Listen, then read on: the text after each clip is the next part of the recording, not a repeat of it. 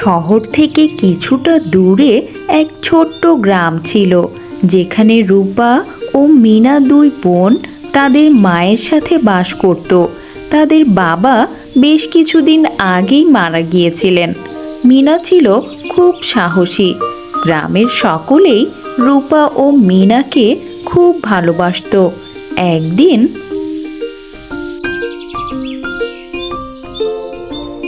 মিনা, জানিস এই গ্রামে নাকি একটা ঘর আছে। ঘরটি সাধারণ কোনো ঘর নয়, 1000 আয়নার ঘর।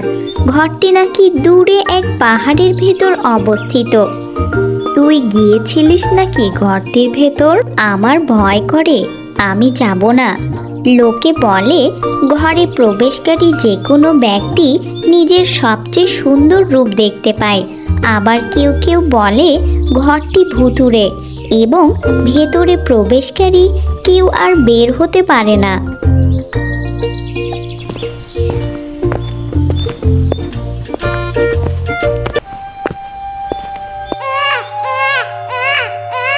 মিনাদি, একটা বাচ্চার কান্নার আওয়াজ শুনতে পাচ্ছিস নাকি? হ্যাঁ, আমিও তো শুনতে পাচ্ছি। মনে হচ্ছে ওই গুহার মধ্য থেকে ভেসে আসছে। চল গিয়ে দেখি কেউ বিপদে পড়েছে নাকি। এই দিদি, আর তো শোনা যাচ্ছে না। চল বাড়ি ফিরে যাই। আমাদের পায়ের আওয়াজ শুনে মনে হয় চুপ হয়ে গেছে। চল ভিতরে গিয়েই দেখি কে কাঁদছিল।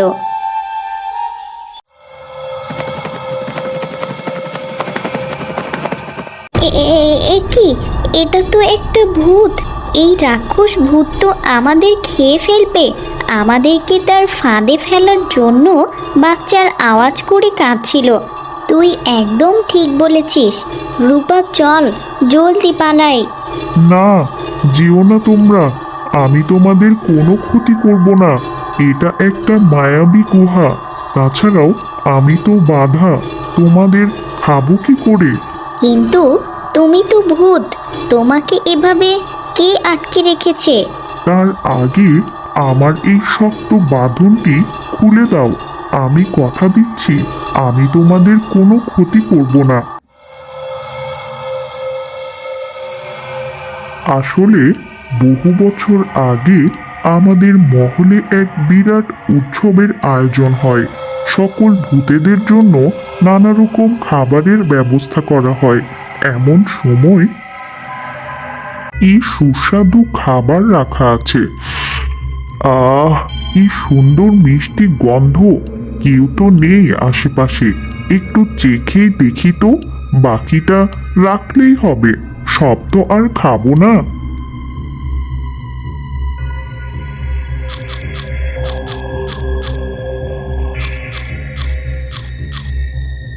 এই রে, এত স্বাদ ছিল যে লোভে পড়ে সবগুলো খেয়েই ফেলেছি।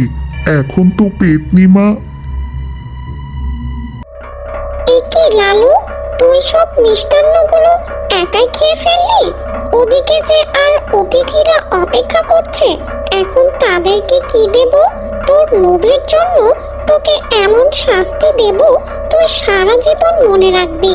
যতদিন তুই কোনো ভালো কাজ না করবি, ততদিন তুই এই মহলে আর ফিরতে পারবি না।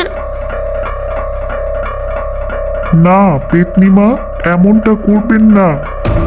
এভাবেই তিনি আমাকে 100 বছর ধরে এই গুহায় বন্দি করে রেখেছেন। এতদিন পর তোমরা আমাকে মুক্ত করেছ। আমি সবসময় তোমাদের সাহায্য করব।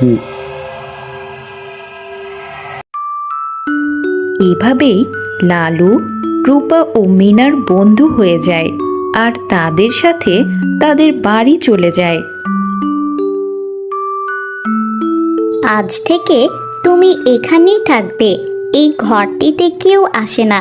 বলতে গেলে পরিত্যক্ত ঘর এটি। এই দিদি, জলদি কর, মা এসে গেল। কি রে রূপা, তুই এখানে কি করছিস? মিনা কোথায়? মা, আমি এখানে। এই তো একটু হাঁটাহাঁটি করছিলাম। জলদি ঘরে আয়, খাবার বেড়েছি।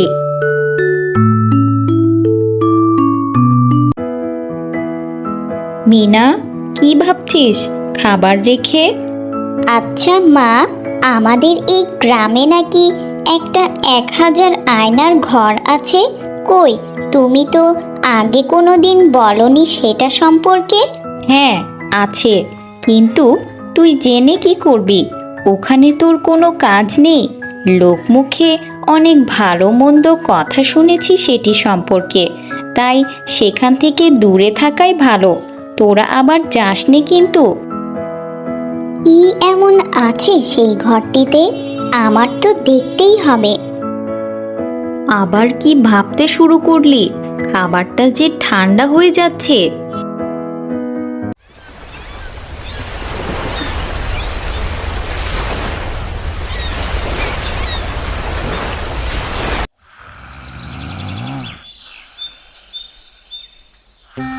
এই রূপা, রূপা, জলদি উঠে পড়।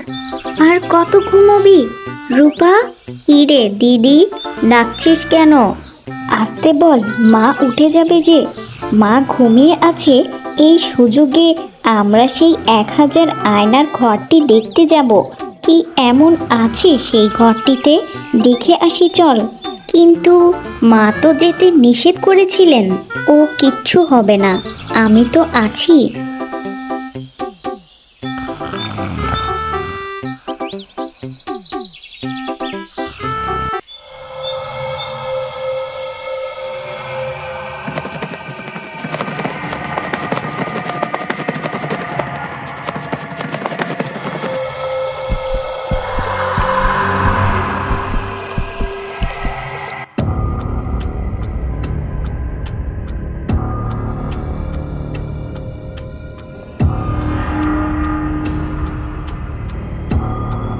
এই দিদি, আমার কেমন জানি ভয়ে গা ছমছম করছে রে। দেখ, চারিদিকটা কত শোষো করছে। চল বাড়ি ফিরে যাই। আরে ভয় পাচ্ছিস কেন? তেমন কিছু হবে না। এত দূর যখন এসেছি তখন শেষটা দেখেই যাই, কি এমন আছে।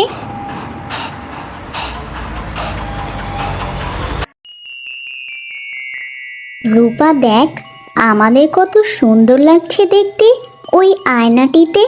আর এই ঘরে কত সুন্দর সুন্দর আয়না রয়েছে। এই দিদি, নিচে দেখ, কতগুলো সোনা দানা, মণিমুক্তা। এত সোনা দানা হিরে আগে কখনো দেখিনি।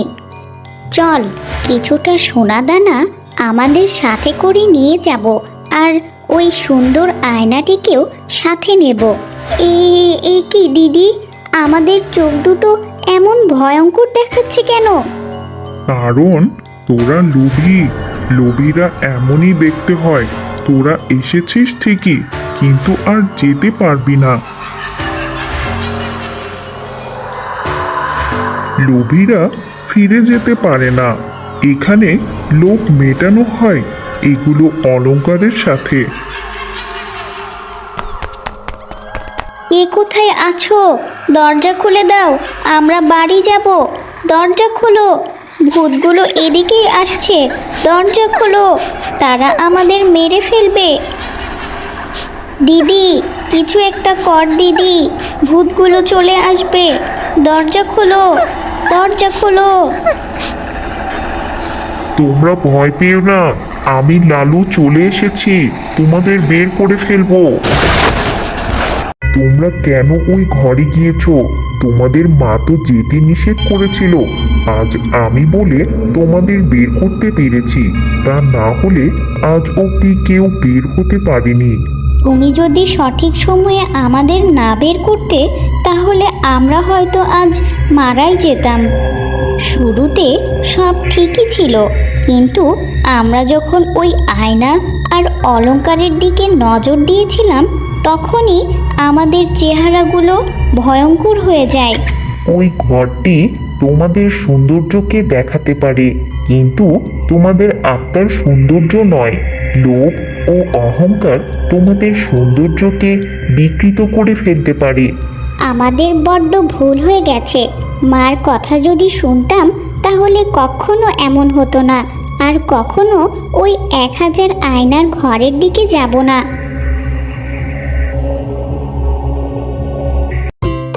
এই ঘটনার পর লালু ভূত ভালো কাজ অর্থাৎ রূপা ও মিনাকে বিপদ থেকে বাঁচানোর জন্য তার পেতনি মায়ের অভিশাপ থেকে মুক্তি পেয়ে যায় আর আবার ভূতমহলে ফিরে যায়। অন্যদিকে রূপা ও মিনা ভালো কাজ করতে লাগলো। তারা বুঝতে পারলো যে সত্যিকারের সৌন্দর্য কেবল বাহ্যিক সৌন্দর্যই নয়, সত্যিকারের সৌন্দর্য আসে ভালো মন ও ভালো কাজ করার মাধ্যমে।